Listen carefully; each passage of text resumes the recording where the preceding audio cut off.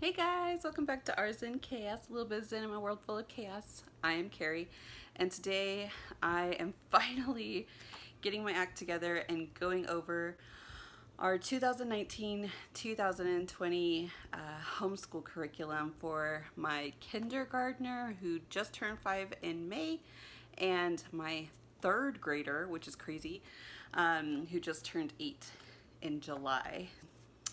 I have it so this year is similar to last year where our main curriculum, these are my notes, where my main curriculum we do together, and then each girl has her own separate grade appropriate, age appropriate things that they follow for like math and such. So I just want to go ahead and get started. So starting out, it's very similar to last year with a few extra add-ons. So last year we started with Torchlight Level K, which was considered like the kindergarten level, but it was a span of different ages. Torchlight is a literature-based program, so most of the curriculum,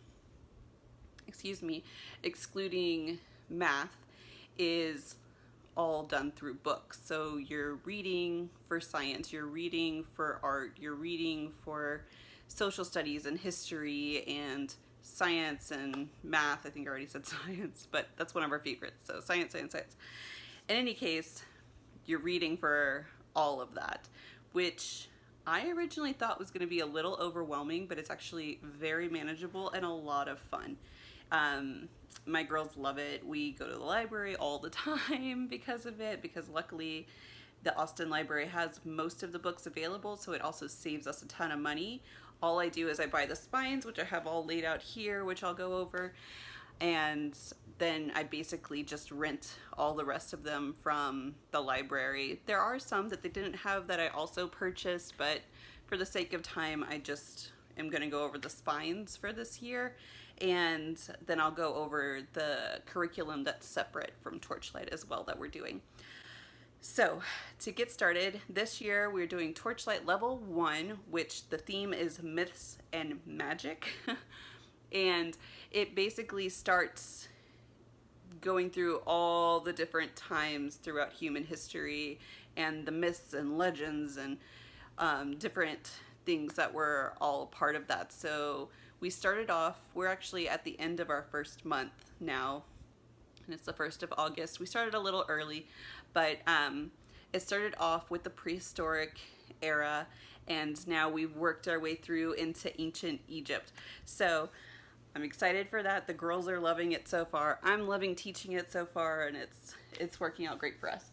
So I'm just going to start off with the spines for it, and we'll start in the art section. So one of the spines is the Barefoot Stories of the Opera, from the opera. And we've already read the Magic Flute story out of here, and it's nice. It's up in my CD player, but it has accompanied CDs in it that also read the story and play the music. So and it talks about like at the opera, it talks about what happens behind the scenes, what all the characters do, all of that. And then we recently read the Magic Flute, which of course the music is by Mozart. So we then talked about Mozart and talked about the history there and the history of Mozart and who he was. So this is a great book. I'm a huge fan so far. Our next art book is Clay Lab. So this year we're focusing a lot on working with our hands and getting very 3D. And so we've been making clay models. We've done 2 so far. This is the one that we most recently did, which is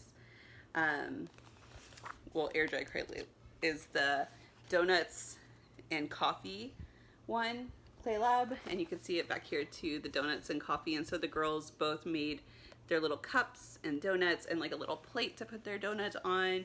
It was so much fun, and so we did that one day, and then a week later we went through and we painted them all up. So that was a lot of fun, and they're really enjoying getting to work with clay this year versus just like drawing, which they still love, but they love going 3D. So for history and social studies, obviously this being a curriculum based around, history, so obviously there's a lot of books in this group for history and social studies. The first is When on Earth, and this is history if you've never seen it before, and it shows basically like all of the world. Like, see here, it shows like all of the world, and it shows the first farmers. When we were studying about Mesopotamia, such as right here, we studied Mesopotamia already, and then we talked about like the birth of agriculture and all of that, and it just goes through all of it, the Persian Empire and the Vikings and all of it. It's a very interesting book, and the girls really dig that one. Then we also have A City Through Time, which is based upon this city that is changing through time, and it starts off like in the Stone Age, kind of prehistoric time, and then it moves through to, you know, the Middle Ages and into more modern times. And this is another one that's been fun. One of their favorites has been A Child Through Time, and this one specifically talks about what it was like to be a child in different parts of the world at different times in history. So like we have here a Mayan girl living in a farming community. We're gonna study this soon because we're doing ancient Egypt, but we have like King Tut, and talks about the young king, all of that. And it's great because they're able to be like, oh, it's a little girl living in the Ice Age. Like, they can relate to it. So this one has been a big hit, and I love that they have the timeline running throughout the book, all the pages, and the beautiful colored pictures, so that it's not just them getting read facts, they're actually being able to see what's happening as well. Lastly, in this section, we have World Myths and Legends. And this is really, we just kind of sit down and we chat about it, like when we're drinking tea or playing with Play-Doh or whatnot. I will read because it's a whole lot of reading and not a lot of pictures. But this too just talks about the history of myths and legends, and just kind of goes over some samples of myths, of like legends throughout time, like a sample of Beowulf, for example, and it's just like this tiny little short thing, but it exposes them to that. So later on in life, when they're really studying Beowulf, they're like, oh, I remember hearing about that and the history behind that.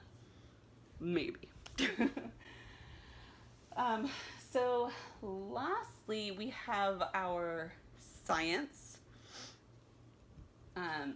spines, which are pretty, I think are like pretty much on par with history and social studies.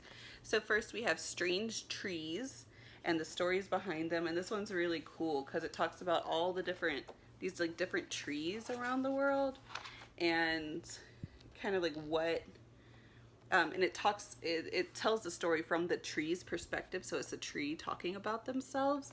And the art is really cool. The stories aren't very long, so they're very easy to stay into for the kiddos. And we've only read one from that so far, but so far they've liked it. Next, we have The Poetry of Science, which is a bunch of just different poems, specifically around scientific information. What is I have total mom brain. Scientific ideas. We'll go with that. But and then what we do is each week we're assigned a different poem, and then we practice memorization of that poem and performing it and all of that. My third grader is totally into that. My kindergartner, not so much. Like, she'll do the poem and she'll try to memorize it, but she's not all about like presenting it, which is just how it goes. And that's totally fine for a kindergartner. They're not necessarily needing to memorize long poems. The next in our science is, and so this goes for both literature and science, obviously. All of them do, but I think that one especially because it is poetry. So yes, poetry and science. Next up in our science lineup is Amazing Animal Friendships, Odd Couples in Nature, which just talks about all the different types of like pandas and bacteria, and we have zebras and oxpeckers, and all those types of relationships in nature. And so far we've only read just the beginning in here that just specifically talks about what kinds of friendships there are, like mutualism and beneficial relationships and symbiosis and all of that. So that's what we've talked about so far. Because you don't read all of these books every single week. You just read certain books. Like you come back to it a bunch. That's why they're considered spines. But you're not always reading out of them. You just frequently reading out of them. This year we're also studying about the body a lot, which is amazing because I have a medical background and I love human anatomy and the body, and it's my favorite. So I'm excited to read about it this year. So this is my first book of my body, and these are actually projects and experiments to do to kind of show you how your body works. Again, lots of pictures, very colorful, a great way to get kids very interested in kind of understanding the theory or the ideas behind how their body actually functions. This one, my kids are obsessed with this one, Human Body Theater, and I'm so stoked we get to read it. Are you ready? Are you ready? It's a graphic novel about your body. Do you see these beautiful pictures in here? Even if you're not homeschooling, just buy this because it's amazing. Human Body Theater.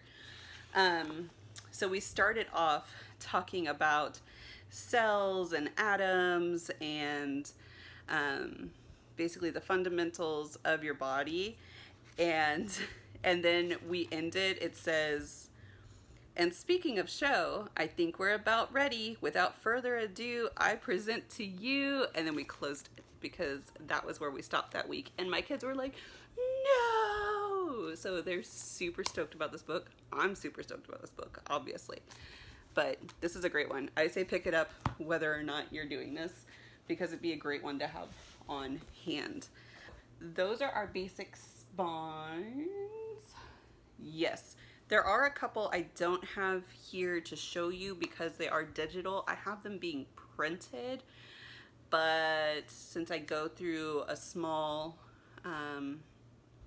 printing company, it takes a long time. It's taking 6 weeks to get them, and I only sent it through about like 4 weeks ago. So I don't have them to show you, and I didn't want to wait any longer to record this video. So those two books are the Book of Goddesses, which is beautiful, beautiful. I really highly suggest checking it out. It's like $2.99 on the Kindle version, so $2.99. And it has tons of great information. The stories are short, the art is gorgeous. So yes, Torchlight has a specific educational version that was specially made between the author and the maker of Torchlight. They like work together to make it. So there's like the normal version that you can just buy, and then there's a Torchlight version. So we have the Torchlight version, but you can get the normal one, and I highly recommend it. It's beautiful. Then we're also doing Curiosity Chronicles, which we're doing the ancient something or other, I don't know, but Curiosity Chronicles, it goes over like the history, and it kind of dives deeper into each of the segments that we're doing through Torchlight. So we have the audiobook of that, and I just play the audio section each week. It's like 5 minutes long. The girls just listen to it, and then I ask questions, and that's how we do that. So that is Torchlight. Now I'm quickly going to go over what separate curriculum, because I don't want this video to be crazy long, but I'm going to go over what separate curriculums the girls are doing, and then their extracurricular kind of curriculum stuff. All right, now kindergarten curriculum. So starting off with math, we have been doing mathematical reasoning by the Critical Thinking Company. We did beginning levels A and B last year. And we were going to start C, but my kindergartner seemed to be a little bit further on than what it had. So we just went ahead and started on level A, which is kindergarten, through them. And it has, like, you know, graphs. It's very colorful. It is a consumable book, so depending on how you feel about that. But it teaches them addition and some geometry, and operations. It has like evens and odds, and then it's a lot of writing your numbers over and over and over again, which for some learners might get boring. You don't have to do it on every single page, but you can. If that's something they're struggling with, then it just kind of really brings the focus to learning how to really correctly write your numbers. So I'm enjoying that for her, and she loves it. She always likes to do her math. I have to limit her to like 3 to 4 pages a day. Then we're also doing mind benders. I haven't broke into this book yet. I kind of want to copy the pages. I don't know if that's against the rules or whatnot, but mind benders is cool. It's just a bunch of problem solving puzzles, and both Rennie and Luna love this. It's technically grades 1 to 2, so it'd be easy for Luna and be challenging for Rennie. But we have it. We haven't broke into it yet. Next, handwriting. She's 5. I'm not too worried. But I do have this book, which is like a whiteboard book, and it just has basic like beginning cursive and all of that for her to kind of play around with. We're not serious about handwriting at 5 years old, but we're introducing it, kind of getting her a little comfortable with it. Next is reading. For my 5-year-old, we're doing Teach Your Child to Read in 100 Easy Lessons. And so far my kiddo likes this. Really, it's just sounding out the different sounds. So like e, me, sat, and it's been good. It can get kind of redundant, a little bit like boring or whatever, but it's working. She's starting to understand her letters, and this is the thing about my 5-year-old. She can tell you why we have seasons. She can tell you that the earth turns on an axis, and that's why we have seasons. She can tell you what happened in ancient Mesopotamia. She can tell you about all the dinosaurs. But can she point out a Q? Letter Q? Maybe not. So we're trying to like take it back a little bit, kind of go back to basics. And she's also my kiddo who was in speech therapy, so I really like this for a few reasons. One, because it's really introducing her to the shapes and the sounds of her letters at the same time. So she's learning what the letter is and the sound it makes at the same time. And it's also reinforcing the sounds and the methods that we learned when she was in speech therapy, just to make sure that she keeps working on using her tongue and her mouth shapes appropriately. So that's why I'm really liking this one. Would it be good for everybody? No, not by any means, but it's working for us so far. Since that's only 100 easy lessons, I know I say only, but we're talking a whole year of school here. Since it's only that, I did also invest in Explode the Code. It was like, I got 3 books for like $18. So it's just a phonics workbook that my friend told me about, and I was like, yeah, I get that.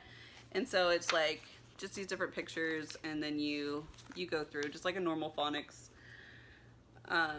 book, and you color the letters, and you say like like apple, anchor, alligator, astronaut, you know. So we'll also be doing this once she gets a little bit further through her 100 easy lessons and really starts understanding those letter sounds and is maybe getting a little bored with it. Then we'll break out that and be like, do you want to color? Yeah. And then, yeah, we'll go through that. Anyone who has a 5-year-old, you know. So Luna, I don't have one of her things. Luna, again, is grade 3. And we were doing Singapore math, the primary mathematics. But she was getting really bored with it. It is very much like drill, learn a new concept, drill, learn a new concept. And she was kind of done with it. So This year we're doing teaching textbooks. I have found that it's a bit behind on what primary mathematics is. So what primary mathematics would have taught in like middle to end, or yeah, like middle of second grade, that's teaching now in like the third grade version of teaching textbooks. I'm not doing the one where you have the book on hand. We're doing the all online one. So again, I don't have it to show you, but I'll leave a link and everything in the description below if it's something that you want to check out. It starts in third grade, but if you have a very advanced second grader, I would highly recommend it. Or if you have like a fourth grader that maybe needs a little extra help, they actually do have placement tests available for free on their website, so you can see like what grade specifically your child should kind of be in. So Luna tested pretty well for level 3, so I was confident putting her in level 3. Along with that, once she either finishes her teaching textbooks, because we started a little early, or if she, like when we're on the road, if she needs a break or just something different, I got this one, which is Math Adventures Fairy Tale Land for grade 3. And this is fun because it kind of just like walks you through all the different fairy tales. It's very like literature based. You just kind of, it's all these beautiful like pictures and stuff through it, and like here you're counting by 2s, here you're counting by 3s, and so on. And then it gets into, you know, times tables and division and all of that. So it's fun. It's a little advanced for her right now, but and there's stickers. Who can say no to stickers? So it's definitely something that we're going to break into probably over the next few months, or when we're traveling, because we're going to be doing that soon. Also for Luna, we have the Rhythm of Handwriting, and this is cursive. I was really hesitant to start off with cursive. I know a lot of my friends started their kids off with cursive, like in kindergarten, first grade and such, and I never did that with Luna. I basically started her off with print. That's what she did when she went to public school in kindergarten in the beginning of first grade, and so I just carried that on. But now I have changed my tune and am definitely on the cursive first train. This one's really cool. It kind of like teaches you about proper placement, so like the bottom line, the midline, the top, and where to do things, how to kind of, if you hear stuff going on in the background, that is my children. And then practicing, so it starts off really tiny and then gets bigger and bigger and bigger, so you have to kind of go with that. We have already started to correct poor behavior, not poor behavior, but poor choices, where she was just trying to get as many done as she could as fast as possible, and then it was looking like this, and I was like, no, rewind, let's try again. And so she started taking her time and actually putting in effort, and now they're looking beautiful. So that is her handwriting. She also is doing online type reading course, which is called bookadventure.com. Again, I'll link it down below. It does have a free section, so you can use it for free. It's just very limited for free, or you can choose to purchase it. So basically what you do is you go from their book list. There's tons of books. You go from their book list, you read, your kiddo reads the book and then takes a test on it, and then depending on like what kind of grade they get, then they get like gold coins, and then they can spend those coins to play video games. So if you're not a screen type parent, not for you at all. 100% not for you. But something that they really enjoy getting as a privilege, or like a prize for doing a good job, then you might want to check it out. The website can be a little glitchy, is my only drawback so far, but I have found that a lot of my current reading library that I've built for my children, they have most of the books on there, and so I don't even have to go to the library or whatever. I can just basically like shop my own library, and then they have a ton of books that the library has, of course, as well. So she does that for her reading, just to get her involved. She doesn't do it too much, like, you know, a couple times, 3 times a week. She really enjoys doing it, so she would do it more if I let her, but, you know. So, we're coming to the very end. I know this is a long one, and I'm sorry, guys, and I will insert, like, pictures and screenshots if I can figure out how to do it. I'm still so new. But, the last 2 things that we are doing is foreign language. We are studying French and a little bit of Spanish. We're kind of just going back and forth, being very casual with it, but we're using Muzzy. Do you remember that? If you were a kid in the 90s, the big green guy, yeah, Muzzy, it's still around. Crazy, right? I saw it and I was like, dude, I remember wanting this when I was a kid. And they have an online one now, like everything else. So it's reasonably priced, but you can choose from any of their languages, and they have a ton of languages. So that's why we're doing both French and Spanish, because the girls already know some Spanish. We live in Texas, and Luna went to dual language school for a while, so she knows like the basics with Spanish. Rennie also knows some of it from, you know, just like Dora the Explorer and such. So they're very comfortable with Spanish. And so that's the language we go to when they're wanting to just kind of have a chill language day. And then French is a little bit more challenging, but still fun for them, because we listen to a lot of French music and they really enjoy French music. So there you go. They're really into it. Then lastly, we were gifted a piano by a relative, and it has been amazing having it in the house. The girls have a violin from their grandfather, and they have an electric guitar that we picked up as well. So they have those that they can fall back on if they choose to. But right now, studying piano has been really great, and it's teaching them how to read music and how to like listen for the notes. So they're starting to understand like how it goes in C, D, E, F, and all of that. So we're using a piano app. Again, I will link it down below and I will put it here. It's not inexpensive, I will say that. It's like for a family, it's like $180, something like that for one person. And I mean, you can just use the same account for everybody because you can keep going back. But it's like $120 for a year, which is cheaper than piano lessons, but it's not like a $5 app by any means. But it's very detailed. Like, you learn each and every note, you learn how to read it, you learn how to play it, you learn sheet music, you learn rhythm and everything. It's very in-depth, and it listens through your phone. So you set your phone up on the piano and you start playing it, and it listens for the note.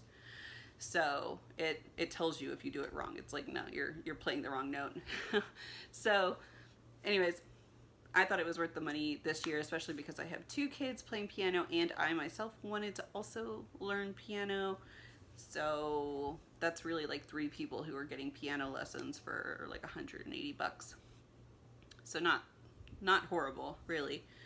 Anyways, that's what we're doing this year. It's a lot. It's a lot, but it really doesn't take a ton of our day. It takes, 2-3 hours, and that's with me having to take breaks for feeding the baby and putting her down for naps, and trips to the library and playtime with friends and all of that. And so far so good. This month has been good, and I'm excited for the rest of the year. But I've been back here for 30 minutes and I only said 15 for my kids, so I am going to go. Like I said, I'll link everything down below, and I will talk to y'all later. Okay, bye.